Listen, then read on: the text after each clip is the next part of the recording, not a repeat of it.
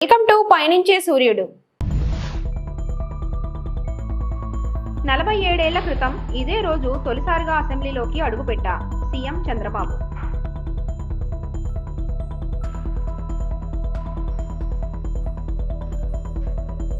మీలా వర్సిటీలను దారాదత్తం చేయలేదు. అసెంబ్లీలో బట్టి వర్సెస్ పల్లా.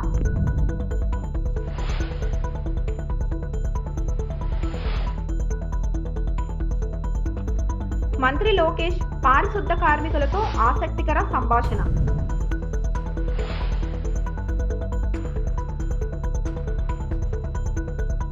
పశ్చిమ గోదావరి జిల్లా తణుకులో ముఖ్యమంత్రి చంద్రబాబు పర్యటిస్తున్నారు.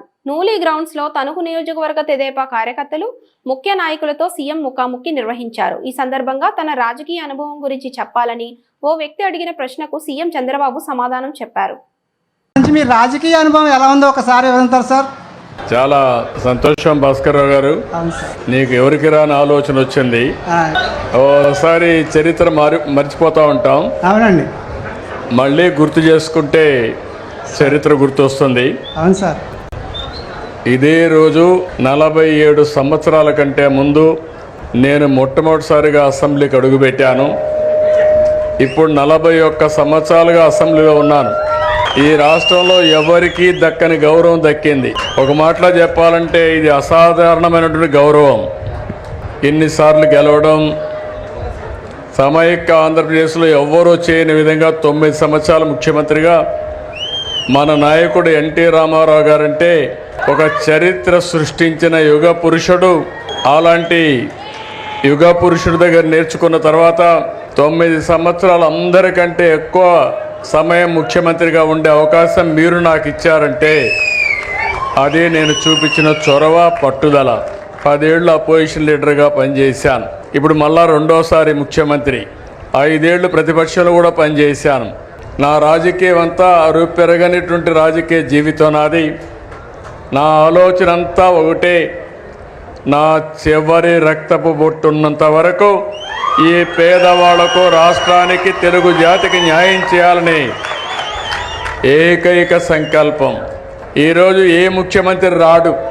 మీ ఊర్లో చెత్త ఉంటే నాకేం పని అనుకుంటారు.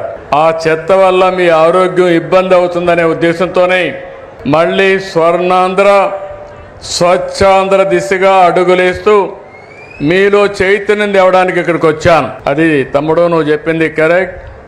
నా ఒకటే చూస్తారు మీరు, ఇంతవరకు ఎంత పనులు చేశానో రాబోయే 5-10 సంవత్సరాల్లో దానికంటే ధీటుగా పనిచేసి ఈ రాష్ట్రంలో ఉండే ప్రతి ఒక్కరి భవిష్యత్తు బంగారు భవిష్యత్తు చేసే విధంగా అడుగులేస్తా.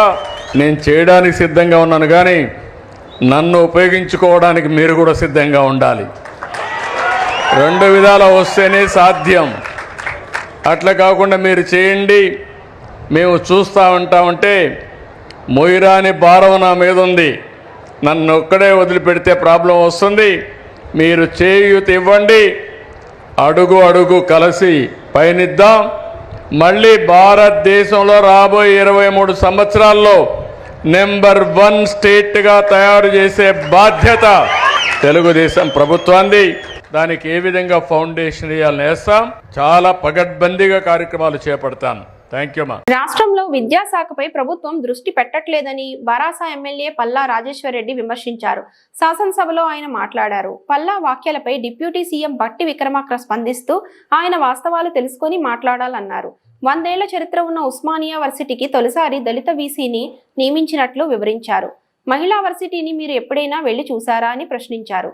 ఆ వర్సిటీకి వీరనారి చాకలి ఐలమ్మ పేరు పెట్టినట్లు గుర్తు చేశారు. యువతకు నైపుణ్యాన్ని పెంచేందుకు యంగ్ ఇండియా స్కిల్ యూనివర్సిటీని ప్రారంభించినట్లు పేర్కొన్నారు. విద్యాశాఖకు మంత్రి గారుగా ముఖ్యమంత్రి గారు ఉన్నారు. ముఖ్యమంత్రి గారి పనితీరు ఎట్లా ఉంటుంది, ముఖ్యమంత్రి గారికి ఎంత టైం ఉంటుంది ఏం లేదని చెప్పి నేను సీఎంఓ ఆఫీస్లో పనిచేసిన కాబట్టి నాకు తెలుసు. కాబట్టి ముఖ్యమంత్రి గారు దానికి టైం ఇవ్వలేకపోతున్నారు. ఇప్పటిదాకా సెక్రటరీ కూడా 4 సార్లు సెక్రటరీలో మార్చిండ్రు. మాట్లాడుతున్నా అధ్యక్ష, నేను ఏం మాట్లాడతలేను. ఇవాళ ఆ విద్యాశాఖలో ఏదైతే ఈ 15 నెలల్లో జరిగిందో భారతదేశంలో ఏనాడు కూడా ఏ సంవత్సరంలో కూడా జరగనంతగా ఈ సంవత్సరంలో విద్యాశాఖలో స్కూల్ ఎడ్యుకేషన్లో 2 లక్షల మంది డ్రాప్ అవుట్ అయినరు. ఇది నేను రాసింది కాదు అధ్యక్ష, అనేక పేపర్లు వారు కూడా 1-2 సమయం మాట్లాడిండ్రు. 2 లక్షల మంది జూనియర్ కాలేజీలో డిగ్రీ కాలేజీలో మొత్తం తగ్గిపోయిండ్రు.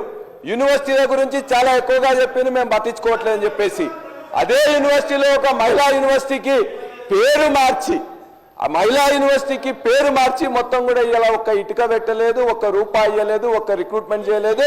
ఇవాళ మొత్తం స్కూల్ ఎడ్యుకేషన్ కానీ హైయర్ ఎడ్యుకేషన్ కానీ యూనివర్సిటీ ఎడ్యుకేషన్ కానీ మొత్తాన్ని పండబెట్టింది అధ్యక్ష. ఆర్థిక శాఖ మంత్రి గారు ఇక్కడే ఎల్ఓపిగా ఉన్నప్పుడు మొత్తం కూడా ఇలా ఈ యూనివర్సిటీ విద్యార్థులకు 3,000 రూపాయలు ఇస్తున్నారు, 1,500 రూపాయలు ఇస్తున్నారు. వాళ్ళకు కూడా 3,000 ఇచ్చే పరిస్థితుల్లో మీ ప్రభుత్వం లేదా? వాళ్ళందరినీ కూడా వ్యయంగా ఎందుకు ఎక్స్పెండిచర్ గా భావిస్తున్నారు? ఇది మానవ వనరుల మీద పెట్టినది కాబట్టి మీరు ఎందుకు ఇవ్వట్లేదని చెప్పేసి అడిగారు. మరి వారే ఇలా ఆర్థిక శాఖ మంత్రి అయినరు, వారు యూనివర్సిటీ నుంచి వచ్చిన వాళ్ళు. వీరు వచ్చిన 15 నెలల నుంచి కూడా ఏ యూనివర్సిటీకి కానీ ఏ ఎడ్యుకేషన్ డిపార్ట్మెంట్ కానీ ఎవరు కూడా ఒక్క రూపాయి రాలే, ఒక్క ఇటుక పెట్టలే, ఒక్క రిక్రూట్మెంట్ స్కూల్ ఎడ్యుకేషన్ లో కొన్ని జరిపినారు అధ్యక్ష. అంతే తప్ప కానీ ఎక్కడ చేయలేదు. దయచేసి విద్యాశాఖ మంత్రులుగా ఉన్న ముఖ్యమంత్రిగా నేను విజ్ఞప్తి చేస్తున్నాం, ఇది అందరూ కూడా ఆలోచించి. సార్ నేను పల్లా రాజేశ్వరరెడ్డి గారు ఎడ్యుకేషనల్ ఇన్స్టిట్యూషన్స్ నడుపుతారు, చదువుకున్నవారు, వాస్తవాలు కొంచెం దగ్గరగా మాట్లాడతారని ఆశించాను అధ్యక్ష. వారు మాట్లాడాలని కూడా కోరుకుంటున్నాను, ఎందుకంటే వారు కొంత లెఫ్ట్ ఆర్గనైజేషన్స్లో కూడా గతంలో పనిచేశారు. కొంచెం వాస్తవాలు చెప్తే మేము కూడా ఏమైనా పనికి వచ్చామంటే వాడుకుంటాం అనుకున్నాం. కానీ మరీ ఇంత బ్లేటెంట్గా ముఖ్యమంత్రి గారు విద్యాశాఖ చూస్తున్నారు, వారి సమయం లేదు, ఏమి పట్టించుకోవట్లేదు అని అంటున్నారు. ఇది కరెక్ట్ కాదు అధ్యక్ష. ఒకవేళ మీరు పనిచేసినటువంటి ముఖ్యమంత్రి గారు ఆ రకంగా ఉండి ఉంటారు కాబట్టి అందరూ అట్లాగే ఉంటారని మీరు భావిస్తే అది కరెక్ట్ కాదు అధ్యక్ష. ఆ ముఖ్యమంత్రి గారు నేను అధ్యక్ష వారు ఎడ్యుకేషన్ శాఖ చూస్తూ ఉన్నారు, మేమందరం ఈరోజు గర్విస్తూ ఉన్నాం. ఎడ్యుకేషన్ శాఖను వారు చూస్తూ ఈరోజు అధ్యక్ష 11,000 మంది టీచర్స్ రిక్రూట్మెంట్ డిఎస్సి 10 సంవత్సరాలు మీ సమయంలో రిక్రూట్ చేయకపోతే వారు ప్రత్యేకంగా శ్రద్ధ తీసుకొని మొదట డిఎస్సిని ప్రకటించడమే కాదు, రిక్రూట్మెంట్ చేసి అపాయింట్మెంట్ లెటర్స్ ఇచ్చి మళ్ళీ తర్వాత భవిష్యత్తులో కూడా ఖాళీగా ఉంటే ఇంకొక 5 నుంచి 6,000 మంది టీచర్స్ రిక్రూట్ చేస్తామని ప్రకటించారు. This is what it shows how serious the CM is taking care of it. 22,000 మందికి అధ్యక్ష ప్రమోషన్స్ ఇచ్చి 10 సంవత్సరాలు విద్యాశాఖ నిర్వీర్యం చేసి మీరు ఎవరు పట్టించుకోకపోతే టీచర్స్ని 22,000 మందికి ప్రమోషన్స్ ఇచ్చి వాళ్ళందరికీ మోరల్ బూస్ట్ ఇచ్చి పేద పిల్లలు చదువుకునే పాఠశాలకు బాగా విద్యాబుద్ధులు నేర్పించండి అని చెప్పి వాళ్ళకి ప్రోత్సహించారు అధ్యక్ష.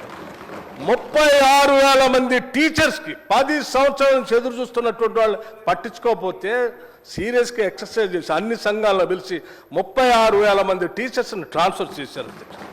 అంతెందుకు అధ్యక్ష, ఈ రాష్ట్రంలో ఉన్నటువంటి యూనివర్సిటీస్ని పూర్తిగా మీరు గాలికి వదిలేస్తే సామాజిక యాంగిల్లో కూడా ఆలోచన చేసి విద్యాబుద్ధులు నేర్పేటువంటి యూనివర్సిటీస్ అన్నింటిలో అందరికీ సమానమైన సామాజిక న్యాయం కూడా చేయాలన్నటువంటి ఆలోచనతో 12 మంది వైస్ ఛాన్సలర్స్ని సమాజంలో ఉన్నటువంటి అత్యంత వెనుకబడి ఉన్నటువంటి వర్గాల నుంచి కూడా తీసుకొని ఈరోజు వీసీలు నియమించడమే కాకుండా మనం అందరం గర్వకారణంగా చూసేటువంటి ఉస్మానియా యూనివర్సిటీ లాంటి యూనివర్సిటీకి మొట్టమొదటిసారి ఒక దళిత వీసీలు నియమించి ఈరోజు కమిట్మెంట్ ఏంటో చూపించారు అధ్యక్ష. 100 సంవత్సరాల చరిత్రలో ఇంతవరకు ఒక్కసారి కూడా ఈ యూనివర్సిటీకి ఒక దళిత వీసీ రాలేదు అధ్యక్ష. దిస్ ఇస్ వాట్ ఆ commitment and the chief ministers commitment towards the social justice అధ్యక్ష. అంతెందుకు ఇంకా ఈ సమాజంలో ఉన్నటువంటి ఈ పేద బడుగు బలహీన వర్గాలకు సంబంధించినటువంటి మధ్యతరగతి కుటుంబాలకు సంబంధించిన బిడ్డలు బాగా చదువుకోవాలనేటువంటి ఆలోచనతో 10 సంవత్సరాలు మీరు పట్టించుకోకపోతే కూడా 40% డైట్ ఛార్జెస్ ఒకటేసారి పెంచి 40% డైట్ ఛార్జెస్ 10 సంవత్సరాలు పట్టించుకోలేదు అధ్యక్ష, గాలికి వదిలేశారు. 200% కాస్మెటిక్ ఛార్జెస్ పెంచారు.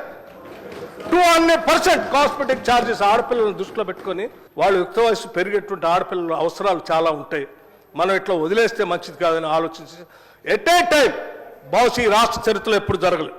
నగరం నడిబొడ్డులో ఉన్నటువంటి మహిళా యూనివర్సిటీ ఎప్పుడైనా ఒక్కసారైనా వెళ్ళి చూసొచ్చారా? మనమందరం మహిళలు ఎదగాలని కోరుకుంటున్నాం. అటువంటి యూనివర్సిటీస్కి మనం అందరం గర్వించేటువంటి పోరాట యోధురాలు వీరనారి చాకలి ఆయలమ్మ పేరు పెట్టి గాలికి వదిలేలేదు అధ్యక్ష. ఆడికి ప్రత్యేకంగా వెళ్ళారు. యూనివర్సిటీ ప్రాంగణం అంతా కలిదిరి ప్రపంచంలోనే ఇది గొప్ప యూనివర్సిటీగా ఎదగాలి, మహిళలంతా కూడా ఇన్స్పిరేషన్ పొందేటట్టుగా ఉండాలనేటువంటి ఆలోచనతో అక్కడ ఉన్నటువంటి పాత బిల్డింగ్స్ అన్నిటిని కూడా రెస్టోర్ చేస్తూ, హెరిటేజ్ బిల్డింగ్స్ రెస్టోర్ చేయడానికి వెంటనే నిధులు కావాలంటే నాకు ప్రత్యేకంగా ఫోన్ చేసి 15 కోట్ల రూపాయల ఇమ్మీడియట్గా రిలీజ్ చేయండి, చేస్తే బిల్డింగ్స్ రెస్టరేషన్ అయితే. ఇవి కాకుండా 540 కోట్ల రూపాయలు అదనంగా బిల్డింగ్స్ కట్టడానికి వెంటనే శాంక్షన్ ఇవ్వటమే కాకుండా ఇమీడియట్గా 100 crores రిలీజ్ చేయండి అని చెప్పి కూడా ఆదేశాలు ఇచ్చారు. ఇది అధ్యక్ష, ఈ ముఖ్యమంత్రి కానీ ఈ ప్రభుత్వానికి కానీ ఎడ్యుకేషన్ మీద ఉన్నటువంటి బంధం, అనుబంధం ప్రతి శాసనసభ నియోజకవర్గంలో. అధ్యక్ష, మీరందరూ వినే ఉంటారు ఈ మధ్య young India integrated residential schools, నా భూతో నా భవిష్యత్. బహుశా ఈ దేశంలో, స్వతంత్ర భారతదేశంలో ఏ రాష్ట్రంలో కూడా ఇటువంటి ఆలోచన చేయలేదు అధ్యక్ష. ఒక్కొక్క స్కూలు 25 ఎకరాలకు తగ్గకుండా ఆ ప్రాంగణంలో ఇంటర్నేషనల్ స్కూల్స్లో ఉన్నటువంటి ఫెసిలిటీస్ అన్నింటినీ పెట్టి, క్రీడా ప్రాంగణాలు, football court, cricket court, amphitheatre, లోపల ఇండోర్ స్టేడియంస్, ఇండోర్ గేమ్స్, చదువుకోవడానికి కావాల్సిన డిజిటల్ బోర్డ్స్, టోటల్గా ఇంగ్లీష్ మీడియంతో అద్భుతంగా కట్టేటట్టుగా డిజైన్ చేయించడమే కాకుండా చివరికి బోధన చేసేటువంటి బోధనా సిబ్బంది కూడా మళ్ళీ బయట ఉంటే ఇక్కడ విద్యకు నష్టం జరుగుతుందేమో, వాళ్ళకు కూడా అక్కడ రెసిడెన్షియల్ క్వార్టర్స్ అక్కడే ఉండాలని చెప్పి అందులో పొందుపరిచి ఒకటే దఫా, బహుశా నాకు తెలిసి భారత ప్రభుత్వం కూడా చేయలేదనుకుంటా, ఒకటే దఫా 58 స్కూల్ని, ఒక్కొక్క స్కూల్ 200 కోట్ల రూపాయలతో శాంక్షన్ ఇచ్చినటువంటి ఘనమైన చరిత్ర ఈ రాష్ట్ర ప్రభుత్వం అధ్యక్ష. This is what the Chief Minister's commitment towards the education and welfare and well-being of the middle class, weaker sections, అట్లాగే మిగతా ఈ వర్గాలందరూ కూడా ప్రపంచంతో పోటీ పడాలనే ఆలోచనతో చేస్తున్నటువంటి ఈ కార్యక్రమాలు ఎక్కడ 10 ఏళ్ళు విద్యాశాఖకి గాలికి వదిలేసి పట్టించుకోకుండా, యూనివర్సిటీకి వైస్ ఛాన్సలర్స్ పెట్టకుండా, డిఎస్సి నియమించకుండా, ట్రాన్స్ఫర్స్ చేయకుండా, ప్రమోషన్స్ ఇవ్వకుండా, డైట్ ఛార్జెస్ పెంచకుండా, కాస్మెటిక్ ఛార్జెస్ పెట్టకుండా పూర్తిగా గాలికి వదిలేసిన మీ ముఖ్యమంత్రి ఎక్కడ? అక్కడ పనిచేసి ఈ ముఖ్యమంత్రి కూడా అట్లాగే ఉన్నాడని మీరు ఊహించుకొని మాట్లాడుతూ ఉంటే నిజంగా మాకు బాధ అనిపిస్తూ ఉంది. పల్లా రాజేశ్వర రెడ్డి గారు, దయచేసి వాస్తవాలు తెలుసుకొని మీరు ఇవన్నిటిని ఉపయోగపడేటట్టుగా చేయవలసిందిగా చెప్పడమే కాకుండా, నేను ఇంకొక చిన్న మాట కూడా చెప్తున్నాను. ఎప్పుడైనా ఒక్కసారైనా ఆలోచించారా? ప్రపంచంతో మన విద్యార్థులు పోటీ పడాలి, ప్రపంచంలో అంతా గ్లోబలైజేషన్ జరుగుతుంది, టెక్నాలజీ పెరిగిపోతుంది, దానికి సరిపోయేటట్టుగా మన విద్యార్థుల నైపుణ్యాన్ని పెంచాలని ఎప్పుడైనా ఒక్కసారైనా ఆలోచన చేశారా?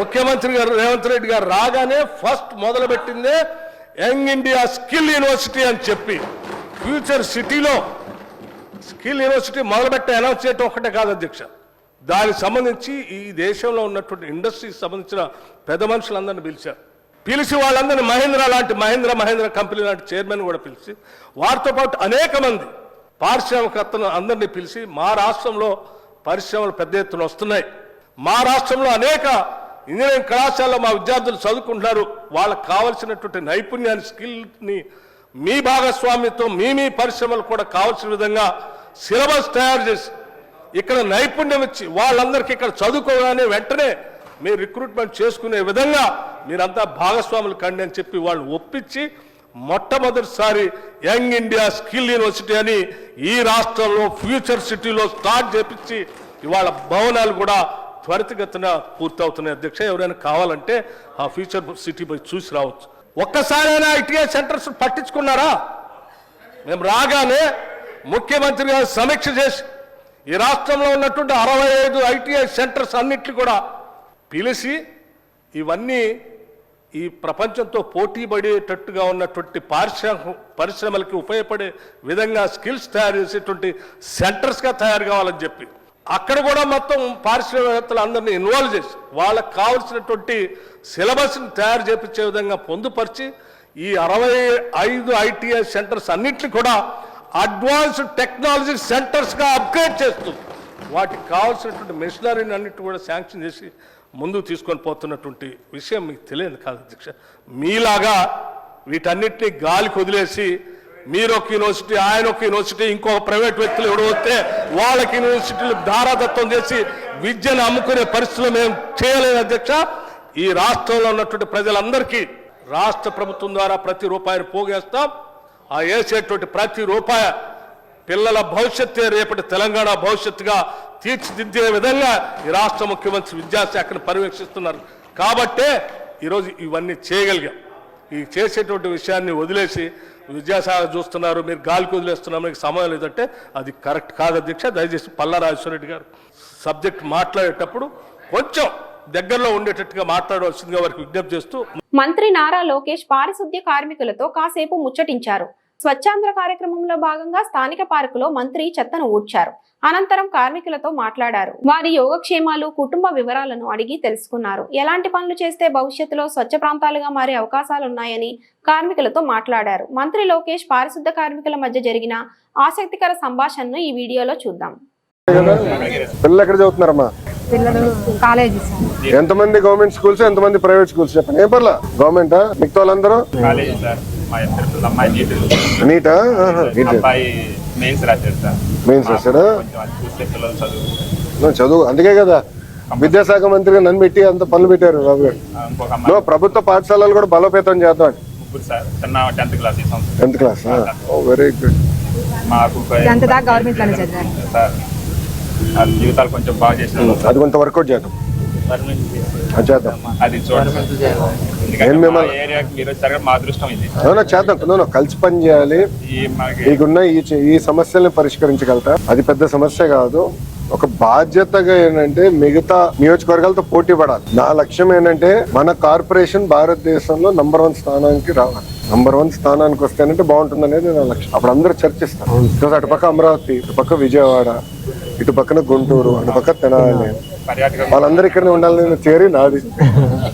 అంత బాగా యాక్టివిటీ పెంచాలి, మంచిగా చేయాలి, మౌలిక సదుపాయాలు కల్పించాలి. ఇవన్నీ చేస్తే చాలా మార్పు వస్తుంది. అప్పుడు ఎంటీఎంసీ కూడా బలోపేతం అవుతుంది. అప్పుడు మనం అడిగింది సార్ తీర్చగలుగుతారు కోరికలు. ఆయన డబ్బులు లేకపోతే ఆయన ఏం తీర్చగలుగుతారు? పాపం చాలా ఇబ్బంది పడతాడు కదా ఆయన కూడా. అది నా ఆలోచన. అదే ఆయనకి ఇన్కమ్ ఉండాలి, తగ్గట్టుగా పని చేయాలి. అట్లా చేద్దాం. నిజంగానే చాలా గర్వంగా చెప్పగలుగుతా. మీరు అందరూ బాగా చేస్తారు. మార్పు వచ్చింది ఏంటమ్మా? నేనే కాదమ్మా, అందరు కలవాలి. బాబు గారు కూడా కలుస్తున్నారు. అందరం కలవాలి, చైతన్యం రావాలి. మంగళగిరి ఫస్ట్. నా రూల్ అది, మంగళగిరి ఫస్ట్. నాకు రాపదు. చేద్దాం. అంటే అట్లా కాదు. గతంలో ఏం జరిగేదంటే చెత్త పని చేశారు, ఓకే, చెత్త ఎత్తేవారు లేదు, గ్యాప్ ఉండేది. రెండోది మీకు ఎక్విప్మెంట్ ఉండేది కాదు. అంత గ్యాప్ నడిచింది. డోర్ టు డోర్ కలెక్షన్ సరిగ్గా చేసేవాళ్ళం కాదు. అంతా స్ట్రీమ్ లైన్ చేసాం. ఒక యాక్టివిటీ చేస్తున్నాం. ఇది చేస్తే ప్రజల్లో కూడా చైతన్యం వస్తుంది. అది చేయాలి. ఈ చెత్త పన్ను తీసేసిన చాలా ఆనందం ఉండాలండి. సండే ఫుల్ అయిపోతుంది బాగా. ఆ సండే అంతా ఫుల్ అయిపోయింది అన్నట్టు. ఇంకా పెట్టాలి. ఉదయాన్నే అయితే రన్నింగ్ చేసేవాళ్ళు, ఎక్సర్సైజ్ చేసేవాళ్ళు వచ్చి ఇక్కడే. మన ఈ మధ్య మీరు ఫ్రీగా ప్రజలు చాలా సంతోషంగా ఉన్నారండి. లోకేష్ గారు ఇట్లా చేశారు. కానీ ఇంకా చేయాలి. అంటే అనుకునేది కొండలు కూడా ఎక్కేదానికి మంచి మార్గాలు ఎత్తుకోవాలి. ఇంకేంటన్నా ఏముంది సార్, అంతా బాగానే ఉందండి. మీరు చేసిన మంచి పనులు ప్రజలు బాగా చెబుతున్నారండి. మాకు వెళ్ళినప్పుడల్లా డోర్ టు డోర్ వెళ్ళినప్పుడు ఇప్పుడు నేను అనుకునేది మంగళగిరి భూగర్భ డ్రైనేజ్, భూగర్భ నీరు ఇదంతా కానీ ఇచ్చేస్తే చాలా వరకు సమస్యలు పరిష్కారం అవుతాయి. అవును, సులభం. దోమలు ఉండవు. రెండోది కాలువలో ఎవడు చెత్తేయడు. అదే అడ్వాంటేజ్ అవుతుంది మనకి. ఆటోమేటిక్ గా వెళ్ళిపోతాయి. మాకు కూడా పని భారం తగ్గిద్ది, బాగుండిద్ది. అంటర్ భూగర్భ డ్రైనేజ్ బాగానే ఉంది సార్. ఇది చెయ్యాలి. మీరు చేస్తా. పిల్లలు బాగా చదువు చూపించారు కదా. చదువు మాత్రం బాగా చదువుకుంటున్నారండి.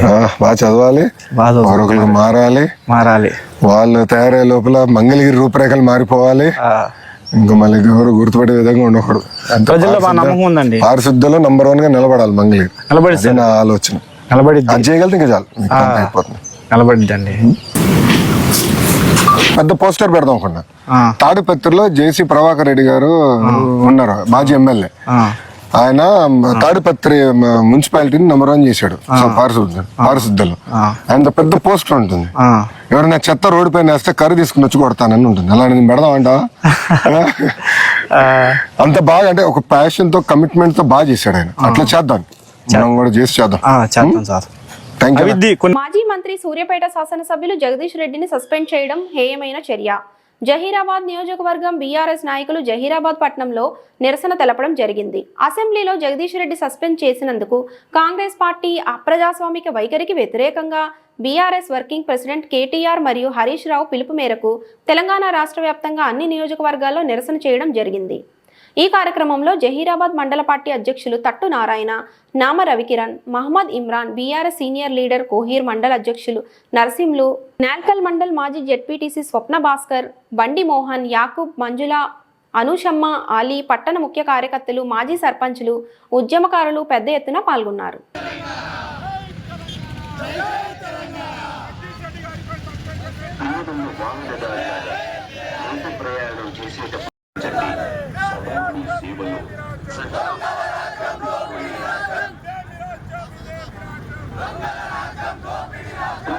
సంగారెడ్డి జిల్లా Zaheerabad NIMS manufacturing Jones NIMS international project భూసేకరణ చేసి 15 సంవత్సరాలు అవుతున్నా ఏ ఒక్క ప్రాజెక్టు స్టార్ట్ చేయలేదు.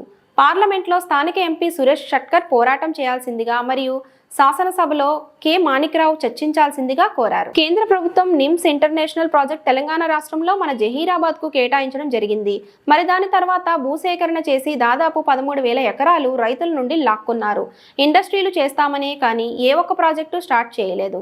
అక్కడ వ్యవసాయం నాశనం చేశారు. ఇక్కడ చదువుకున్న యువత భవిష్యత్తును నాశనం చేశారని మండిపడ్డారు. మాజీ SP corporator chairman why Narottam సెంటర్లో బీజేపీ ప్రభుత్వంపై, రాష్ట్రంలో కాంగ్రెస్ ప్రభుత్వంపై మండిపడ్డారు. రెండు పార్టీలు ఇదిగో నిమ్స్ అదిగో నిమ్స్ అంటూ చెప్పడమే గానీ చేసిందేం లేదు. మరి తెలంగాణ కాంగ్రెస్ ప్రభుత్వం నిమ్స్ ప్రాజెక్ట్ స్టార్ట్ కాలేదంటే మరి కొత్త ప్రాజెక్ట్ గురించి భూసేకరణ చేస్తుంది. ఫార్మా ఇండస్ట్రీ ఏర్పాటుకు 3,000 ఎకరాలు భూసేకరణ చేసింది. ఉన్న నిమ్స్ ప్రాజెక్ట్ పనులు ఎప్పుడు ప్రారంభిస్తారు చెప్పాల్సిందిగా ఈ నిమ్స్ విషయంలో పార్లమెంట్లో మరియు శాసనసభలో చర్చించాలని డిమాండ్ చేశారు. Mohammed Imran senior leader, councillor candidate Zaheerabad, Shikari Gopal, Khalilpur, Balraj పాల్గొన్నారు. ఆ తర్వాత ఇప్పుడు కొత్తగా తీసుకొస్తున్నారు మళ్ళీ నీమ్స్ అని చెప్పేసి నేషనల్ ఇన్వెస్ట్మెంట్ జోన్ అని చెప్పేసి 12,600 ఎకరాలకు కింద తీసుకున్నారు. దాంట్లో ఏంటంటే 50% పైన అక్వైర్ కావడం కూడా జరిగింది. అక్వైర్ చేసిండ్రు, ఉట్టిగా పడేసింది ల్యాండ్స్. అగ్రికల్చర్ అయితే లేదు, ఇండస్ట్రీలు వస్తలేవు. అది అయ్యి ఈరోజు 15 సంవత్సరాలుగా వస్తుంది. గతంలో ఏంటంటే కాంగ్రెస్ ప్రభుత్వంలో గీతారెడ్డి ఉన్నప్పుడు, ఇండస్ట్రియల్ మినిస్టర్ ఉన్నప్పుడు నేను తెచ్చినా అని పెద్ద ఏదో మంచి పని చేసినట్టు చెప్పుకున్నది. కానీ ఈ రోజు వరకు దాన్ని ఎక్కడ కూడా కాలేదు, దానికి ఇప్పటి వరకు అయ్యట్లేదు. అదే కాలేదురా బాబు అని ఓ సైడ్ అనుకుంటుంటే మళ్ళీ పక్కన ఏంటంటే డప్పూరు, మలిగి, పక్క విలేజ్లో ఏంటంటే 3,000 ఎకరాలతో ఏంటంటే ఫార్మసిటీ చేస్తామంట. ఫార్మసిటీ వల్ల వచ్చేది ఏంటంటే ఎవరికో కార్పొరేట్లకు పనికి వచ్చేది. కానీ అక్కడ ఏంటంటే మందులు తయారయ్యి, చుట్టుపక్కల కలుషితం తయారయ్యి, ఎక్కడ కూడా నీరు తాగడానికి నీరు కూడా దొరుకుతుంది. దానికి ఉదాహరణ ఈరోజు ఏంటంటే అంతకుముందు వచ్చిన దిగ్వాల్ గ్రామం ఉన్నది. కాబట్టి ఈ ప్రభుత్వాలు సెంట్రల్ ఉన్న బీజేపీ కానీ, ఇక్కడ రాష్ట్రంలో ఉన్న కాంగ్రెస్ ప్రభుత్వం కానీ ఇక్కడ జహీరాబాద్ ప్రజలపైన చిత్తశుద్ధి లేదు అని చెప్పేసి క్లియర్గా కనబడుతున్నది. ఫ్యాక్టరీలు రావు, ఎవరికి ఉద్యోగాలు రావు, కాకపోతే ఉన్న అగ్రికల్చర్ మొత్తం బంద్ అయిపోతుంది. వాళ్ళు ఏంటంటే రోడ్ల మీద తిరగాలి. ఆ వచ్చిన పైసలు కూడా అక్కడిక్కడ తిండికి అయిపోయి వాళ్ళని ఏంటంటే పిచ్చగానే చేస్తున్నారు. కానీ ఇక్కడ ఇండస్ట్రియలైజేషన్ వల్ల ఏమీ లాభం లేదు. కార్యకర్తలను కంటికి రెప్పలా కాపాడుకుంటూ బీజేపీ బన్సువాడ నియోజకవర్గ నాయకులు కోనేరు శశాంక్. బీజేపీ కార్యకర్తలను కంటికి రెప్పలా కాపాడుకుంటానని బాన్సువాడ నియోజకవర్గ నాయకులు ఎన్ఆర్ఐ కోనేరు శశాంక్ అన్నారు. శనివారం నాడు ఆయన రుద్రూరు మండలంలోని చిక్కడపల్లి, అంబం గ్రామాల్లో రుద్రూరు మండల బీజేపీ నాయకులతో కలిసి పర్యటించారు. చిక్కడపల్లి గ్రామానికి చెందిన బీజేపీ మండల ఉపాధ్యక్షులు గుడిసె ప్రభాకర్, బూత్ కమిటీ సభ్యులు బొంతల పోసెట్టి కుంభమేళకు వెళుతుండగా ప్రమాదవశాత్తు గాయపడిన వారి కుటుంబాలను పరామర్శించి నేనున్నానని భరోసానిచ్చారు. అంబం గ్రామంలో 2 ఇండ్లు శుక్రవారం అగ్నికి దగ్ధమై సర్వం కోల్పోయి ఉన్న సావిత్రి, బడే లక్ష్మి కుటుంబాలను పరామర్శించి ఒక్కొక్కరికి 5,000 రూపాయలు, 25 కిలోల బియ్యాన్ని అందజేశారు. బాధిత కుటుంబాల విషయమై కోనేరు శశాంక్ దృష్టికి తీసుకెళ్లగా వెంటనే స్పందించి బాధిత కుటుంబాలను ఆదుకున్నందుకు రుద్రూరు మండల బీజేపీ నాయకులు కోనేరు శశాంక్ కు ప్రత్యేక ధన్యవాదాలు తెలియజేశారు. ఈ కార్యక్రమంలో నాయకులు గొడుగొట్ల శ్రీనివాస్, ప్రశాంత్ గౌడ్, అలపాటి హరికృష్ణ, వేముల గజేందర్, సాయినాథ్, బీజేపీ నాయకులు, కార్యకర్తలు పాల్గొన్నారు. అందరికీ జై శ్రీరామ్. నేడు రుద్రూరు మండలంలో అంబెం గ్రామంలో నిన్న ప్రమాదవశాత్తు గృహాలు నిప్పంటుకోవడం జరిగింది. బడే లక్ష్మి, ఉన్న సాయం సావిత్రి వీరికి ఎలాంటి ఆధారం లేదు. గతంలోనే వారి ఇద్దరి భర్తలు కూడా పరలోకం యాత్ర చేసినారు. ఎంతో దినదిన గండంగా బతుకుతున్న వాళ్ళకు ప్రకృతి వైఫల్యం, ఆ భగవంతుడు దెబ్బ మీద దెబ్బ అన్నట్టు ఈ విధంగా జరగడం చాలా బాధాకరమైన విషయం. ఇది మా దృష్టికి రాగానే మా అన్న భారతీయ జనతా పార్టీ మొన్ననే పార్టీలో చేరడం జరిగింది. వారి దృష్టి తీసుకెళ్ళగానే సరే వాళ్ళకి వెళ్ళి పరామర్శిద్దామని చెప్పేసి నేడు అమ్మం గ్రామం రావడం జరిగింది. వారికి తోచినంత ఆర్థిక సహాయాన్ని వారు అందజేశారు. కానీ మేము ఇచ్చిన సహాయం వాళ్ళ నష్టాన్ని అయితే భర్తీ చేయలేదు. కావున ప్రభుత్వం దీనిపై వెంటనే పంచనామా నిర్వహించి వాళ్ళకి జరిగిన నష్టాన్ని అంచనా వేసి ఆర్థిక సాయం గవర్నమెంట్ తరఫున రావాలని ఇప్పించాలని చెప్పేసి ఎంఆర్ఓ గారికి ఈ ఊరు సర్పంచ్ గారి వారి ఎంఆర్ఓ దృష్టికి ఈ ఊరు సర్పంచ్ గారు తీసుకెళ్ళి వాళ్ళకి తగిన న్యాయం చేయాలని చెప్పేసి భారతీయ జనతా పార్టీ తరఫున ప్రభుత్వాన్ని డిమాండ్ చేస్తున్నాం. ఈ వార్తలు ఇంతటితో సమాప్తం.